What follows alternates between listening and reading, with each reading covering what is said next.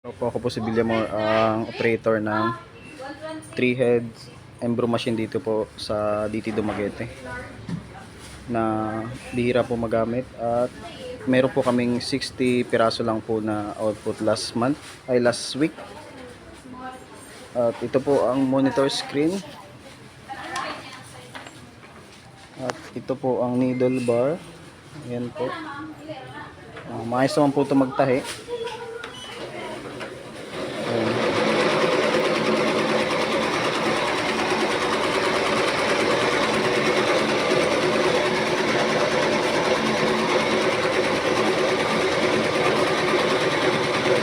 Ito po ang ABR, ito po ang bobbin thread. Ito naman po yung aking mga toolbox. Ito po. Ito naman po yung Embro Cup frames. Ito naman po yung frames para sa damit. Ito naman po yung mga unused threads. Ito po unused threads. Ito po yung mga used threads namin.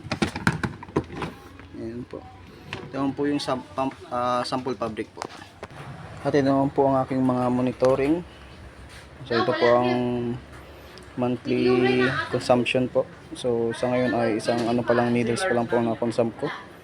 Ito po ang aking inventory ngayong November.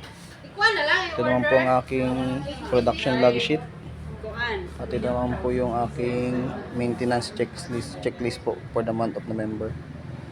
At sa file management naman po, ito po ang capacity ng USB ko po, bali 14 gig po ang capacity, at naglalaman lang po ito ng mga 3.24 gig po. So may space pa po siya na 11 gig, at napag-delete naman po ako ng mga hindi mahahalagang file dito sa USB ko po. Ang nakasave lamang dito yung Embro file po natin. So yun naman po, maraming salamat.